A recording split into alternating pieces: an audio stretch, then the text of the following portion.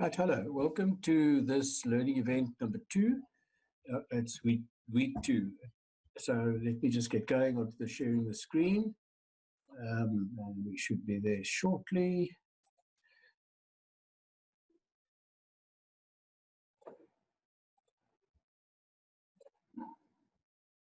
All right. So the outcomes for and content for Unit 1, which I briefly introduced to you last week, we can just hit on them again. The role and purpose of practical work, which is what we did last week. The relationship between procedural and conceptual information, understanding. If you remember, we had that schematic of Gotten-Dugan, where we showed how the procedural and the conceptual comes together in practical work. Authentic investigations, which is a real investigation which learners can do. It's hands-on, and they usually don't know the answer, and they make the decisions.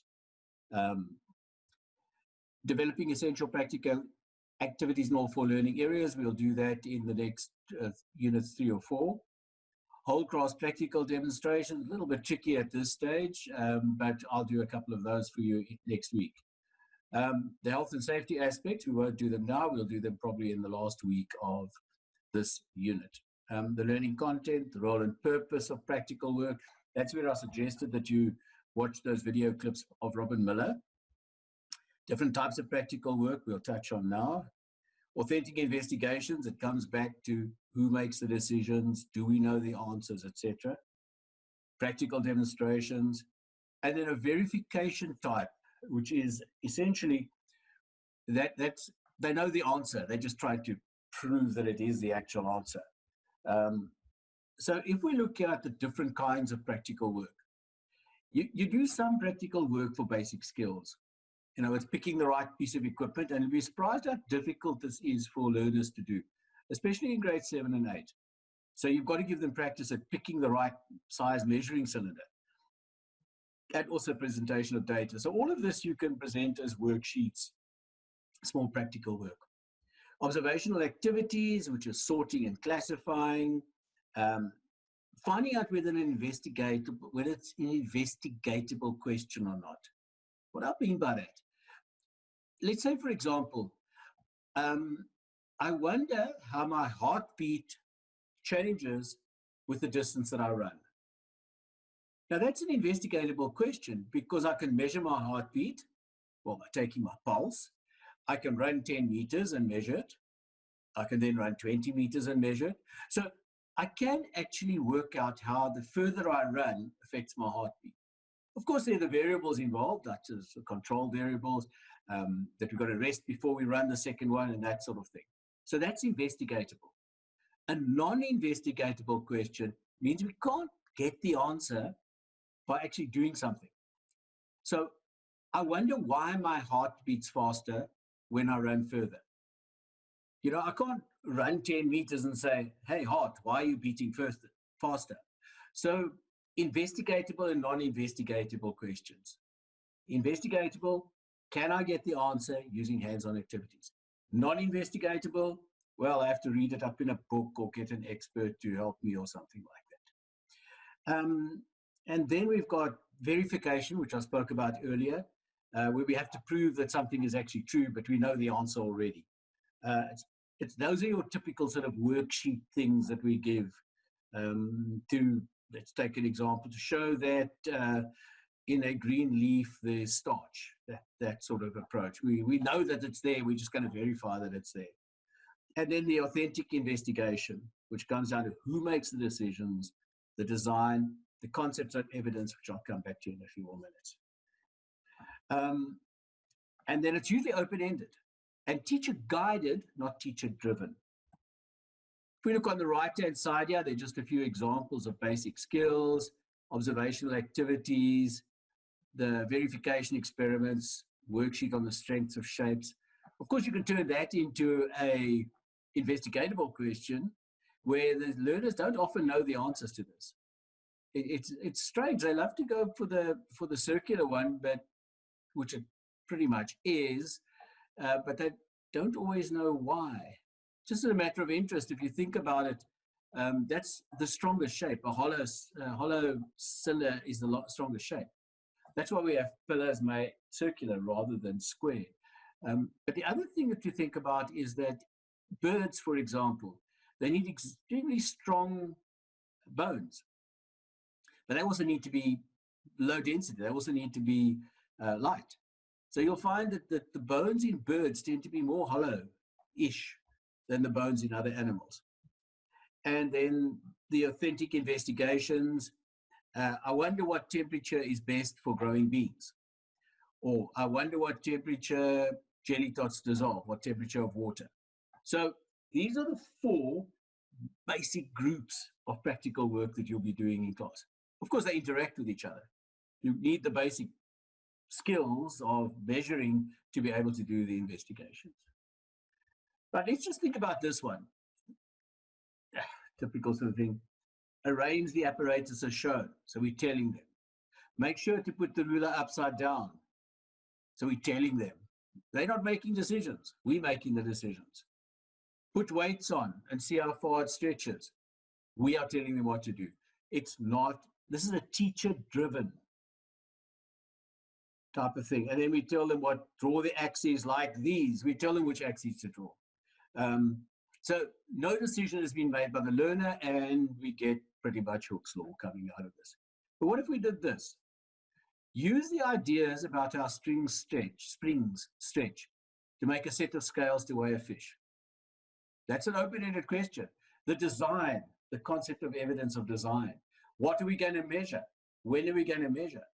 How are we going to evaluate whether we've done the job? And what sort of audience do we have to present our results to?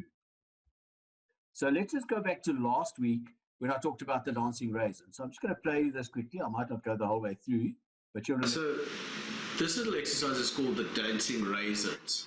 So what you need is you need some carbonated drink, usually a Sprite or something like that, 7-Up, a clear liquid. In other words, one that you can see into. And there's a reason for that why we can't use Cokes. So work out why we don't use Coke. So we put in the carbonated drink, fizzy drink.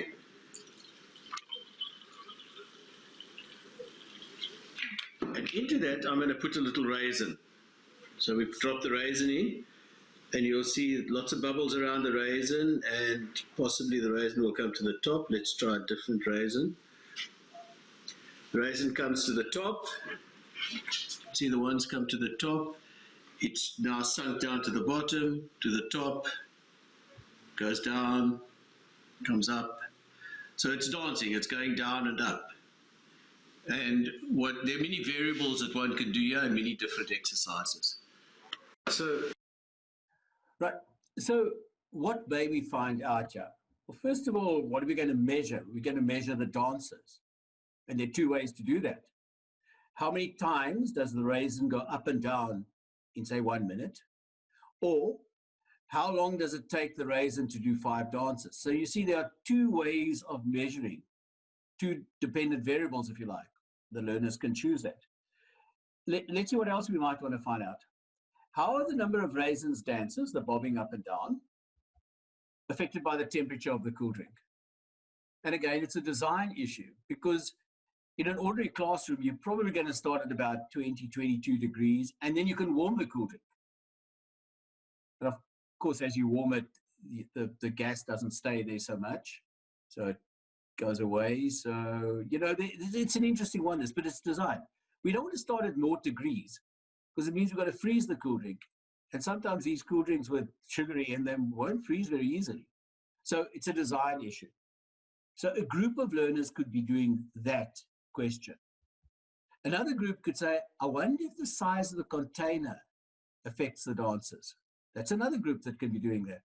So in one class, you can have a whole lot of different experiments going on where they don't know the answers, and they can go through the whole experimental process, the concept of evidence, and then present. And then you've got 6 or 7 different unique presentations from groups. So it's really nice to do this one. The volume of cool drink used might affect it.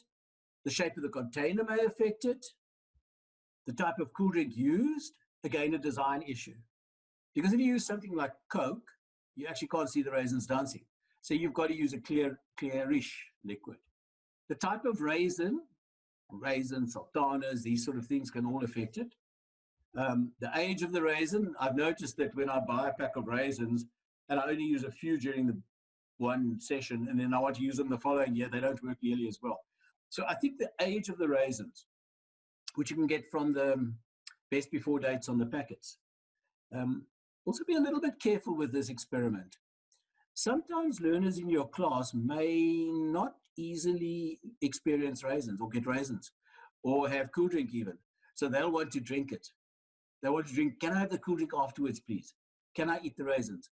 So you have to worry about this because it becomes a sort of a social issue. So you have to start worrying about what's going to happen with the stuff I'm using. Obviously, the raisins are the easiest ones to do, but you may find something to substitute the raisins with. The make of raisins, you know, these different makes of raisins, does that affect it? The size of the raisin, does that affect it? I think we saw that in my little video clip. The shape of the raisin, does that affect it? Well, I think most definitely it does. And a whole lot of others. And each one of these is an investigation in your class. So if you've got a class of 30 learners and you divide them into groups of, say, 3, you can have 10 different experiments going on. All right, the sourcing of the materials can be a little bit tricky sometimes. So let's have a look at the concepts of evidence. And we spoke about this last week. So we've got essentially design.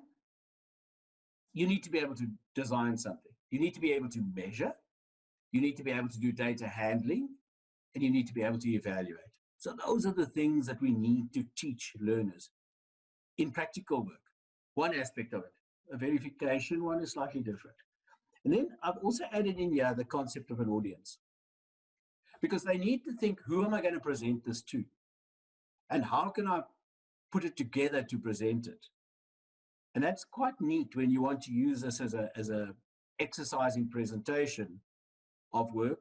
You can get the language teacher in to come and evaluate it as an oral, if you like. So double dipping on kids' work. So in design, variable identification, fair test, we did this last week. So I've just summarized it in a different sort of way today. So we can move on from this, I think. Just make a copy of this so that you know these are what you've got to do with a class. Then in the United Kingdom, they've got a system called SC1. That's the skills that you need to be able to do for practical investigations. And they have 10 levels. And I think what's nice about this particular setup is if you want to use it for a rubric to assess the practical, or if you just want to see where the learners are and where they actually have to go. So level 1 is just observing. And then the next one is predicting and observing. Predicting, testing, failing. This is what we basically do in the primary school, in the foundation phase, intermediate, early end of the intermediate phase. And then we start moving into hypothesis construction, comparisons, drawing conclusions. Now we're starting to move into the upper intermediate phase and senior phase. And then if we go sort of to level 8, by the way, these levels are not year groups. So it's not grade 8 or that. It's just levels of expertise. So when you get to level 10, you can make a prediction or hypothesis based on a whole lot of science knowledge that you have. You can collect data which will enable you to evaluate the theory or the hypothesis. So this is quite a nice thing if you have to draw up a rubric in a lesson plan for practical, which maybe I'll ask you to do sometime. No, I won't. But you should have had to do a practical evaluation. This is a nice little place to look at it. Rosemary Freezy and Anne Goldsworthy did what I think is really a neat way. It's not new, but it's a nice way of doing an investigation, particularly with the younger class, grade 7s, grade 8s, even grade 9s still enjoy it. You let them brainstorm. What are the things that I could change? Think about all those things that we could change for the dancing raisins, the temperature, the volume, etc. What could I measure? I gave you 2. I could measure the number of dances per second or the amount of time it takes to do 5 dances. Then the choices. I will change the shape of the container. I will measure the number of dances in a minute. and I will keep all the others the same, which is your control, independent, dependent, and control. Just before, I'd like to show a little video clip for you now. You can get it on YouTube at this thing. It's called the variable song. And it's about, and I think you need to think about when you use variables in a class. There are different purposes for it. This particular one has a very definite purpose that I use. And I mean, I've used it with adults as well. It's a variable song. They get engaged, they sing, and they sort of learn something, or it reinforces what they've already done. So I'm just going to show a short part. I'm not going to show the whole thing. You can go and look at it yourself. There's an interesting little twist at the end, which you must look at yourself. And if possible, you can use this in a class to summarize variables, just for interest's sake. I usually use it at the end of a presentation, and it usually gets a lot of enthusiasm and a good laugh. So let's see what it does. Should come up. You might get the adverts coming up.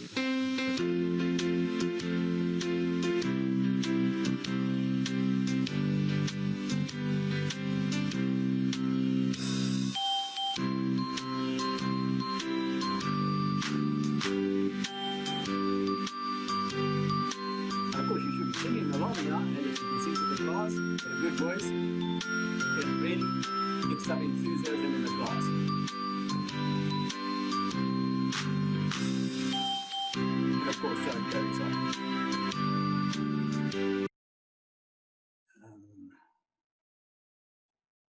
Just need to get out of this now.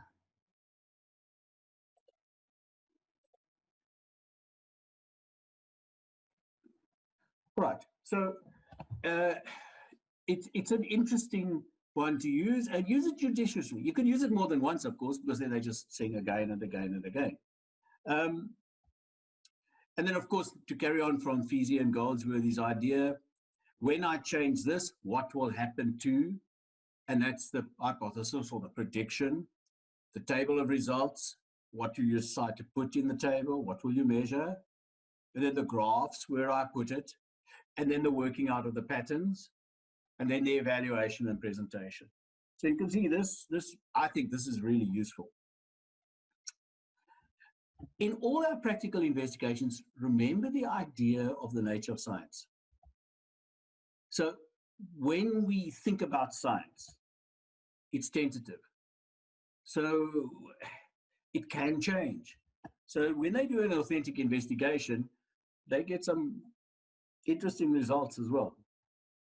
It's empirically based on biased observations or objective observations. But that's what they do in authentic investigations. They're collecting data, not just any old data, but data that they've thought about in the design. Of course, it's subjective. We go back to the very first lecture at the beginning of the year.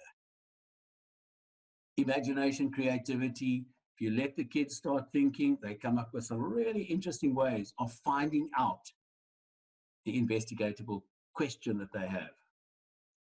It's socially and culturally embedded, that we did a little bit about before. And then, of course, we need to look at the relationship between theories and laws. What they will be doing in these authentic investigations is they will be coming up with a theory. And the idea is that they produce their theory and then they try to falsify it. And you'll see what I mean a little bit later on. Now, the worksheet idea. You'll see schools are obsessed by worksheets. But often it's a survival technique. We give a worksheet, we in control of the practical. We don't have too much classroom management, but don't confuse that with teaching. You can do this because a step-by-step thing gives you a much smoother environment. But the problem is that's not how science works. Science doesn't work with a set of steps where you're told to do A, B, and C. It's much more tentative and much more creative. Think back to the previous slide I showed you. And of course, the teacher's making the decisions. The learners aren't making them at all. So I'm going to show you a little video clip now with Suzelle DIY. It's about how do you know whether your batteries are alive or dead. Some of you have probably seen this already. And it's again, when we finished it, we'll go and have a look and see, is there a theory? Because their theory is basically, if you drop a live battery, it will drop with a thud. And if you drop a dead battery, it will bounce. That's her theory. When you want to use a video, you've got to think carefully. What is the point? She does a lot of things at the beginning of this and at the end. Do you want to show the whole video? This particular one, and I must apologize for this, she does swear in it at one point. Do we try to block that out? It's age appropriate. When can we use it? When shouldn't we use it? Personally, I just start to talk loudly when I know that part is coming up. When I use it with students, third, fourth year students, or first year students, then it produces a giggle. But be careful if you're going to use it at school with children, and I'll talk over it if I can catch the right part here. So let's just have a look at what it's all about. Suzelle does quite a lot of interestingly good science things. Look at the one, how to wire a plug. That's a good one.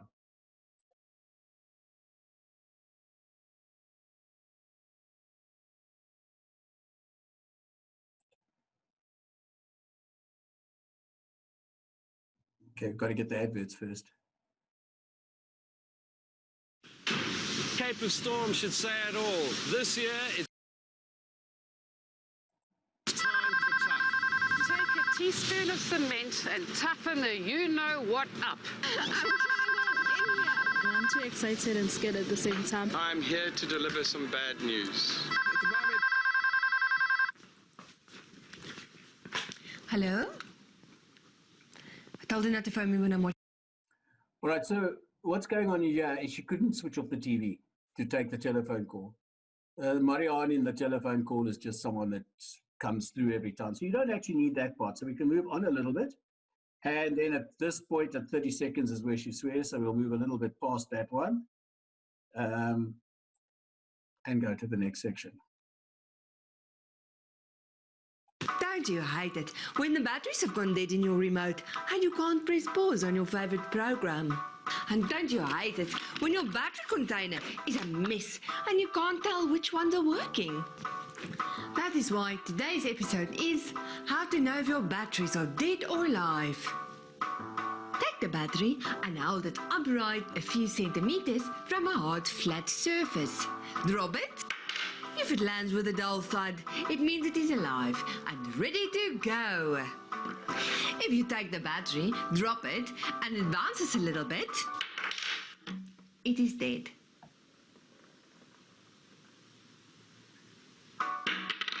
Dead. Alive. Dead. Alive.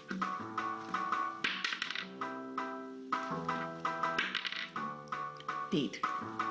And there you have it, a trick for your batteries. I don't know why it works.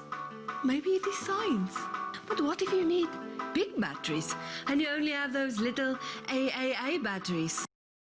All right, so you can see there, if you look carefully, you can see at some stage she twisted the thing and cheats a little bit. So I don't collect batteries, but I have a set of these things usually in a storeroom somewhere. So think about using this as an activity to teach about falsification. You can teach a little bit of electricity as well. So I did this earlier today, and let's see what actually happens when you do it practically. All right, so now we're going to test out Suzelle's theory about dead or alive batteries. Now, when you do this in your class, you just give the students a whole lot of dead or alive batteries for them to work out. But mark them in a subtle way. Mark the live ones with a little dot or a little piece of a mark, some sort of mark, so that you know the difference.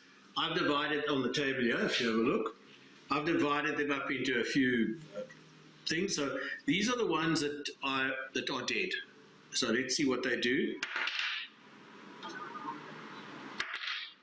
So they sort of bounce, ball fall over. Let's try some live ones.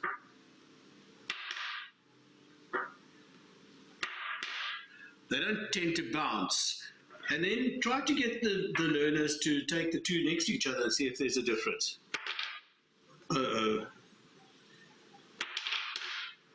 There's sort of a difference there.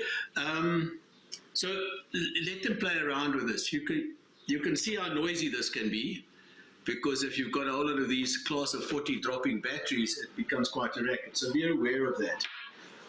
There are lots of variables involved in here. If you look over here, you'll see that we've got a whole lot of different size cells. Some of them are 12 volts, some 1.5, they're different sizes. Of course, that's a variable. That's why I took energizers. Is it important that they're both energizers? Could they be some other make? Is it important that they are the same size? Of course it is, because that's an additional variable that we're adding in. And what we were trying to do is to falsify Suzelle's idea. I can try and confirm to you that these here were the dead ones. So if we look here on the multimeter, set it to 12 volts, and then we take the negative here and put it onto there, and it should read, see, 1.29, so it's pretty flat. If we take one that I thought was alive, and we put it on here,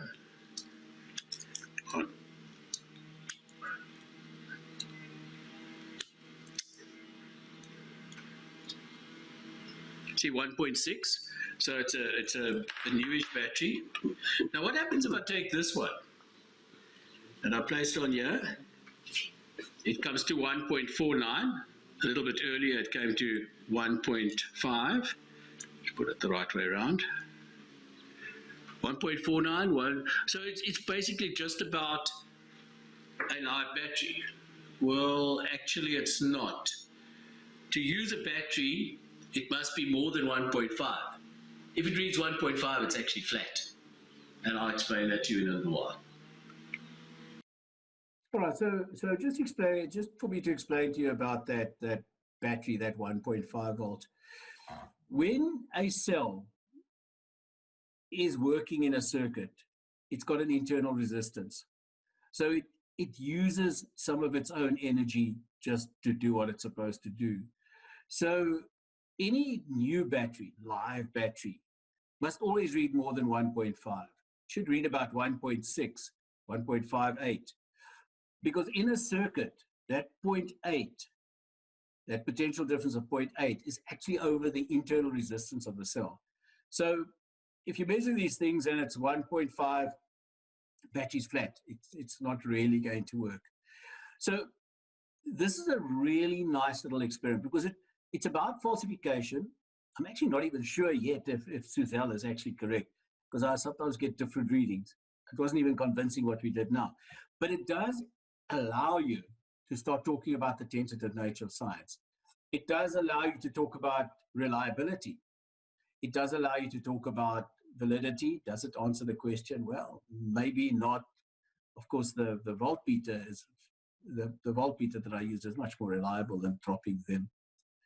If one wants to now start to explaining why does the live one hit with a dull thud and the other one bounce? Well, could it be because of the paste inside? Because the cells have all got paste inside. And in a dead battery, the paste has started to dry out. And in a live battery, it's still moist inside. So, can you see the sort of thinking, my trying to create an explanation for what's going on? If we just want to look at these cells that I've got here, the smallest one is 12 volt. And then the others are 1.5, but they're all different sizes. So the size of the cell doesn't tell us what the voltage is. So voltage must be linked to something. Now, what learners often think about is they think that these cells contain electrons or they contain charge. But essentially what they do is they provide a potential difference. They provide energy for the circuit. And they provide it at a certain rate. That's why the size is not really relevant. You'll see the first two, they were very proudly saying 0% hydrogen, 0% mercury, that Hg is mercury. The others, they don't tell us, so they probably got mercury in them. And and putting in a fire, they tend to explode because of the moisture inside them that expands. So also, you can also now talk about the safety aspects, pollution, etc., when it comes to these sort of things. All right, so that's the end of today's session. Thank you. Let's stop the share. All right, so if you go through this, the involvement tracker will soon be up and ready for you to get going on. And hopefully you're doing all right in the module so far. Right, thank you.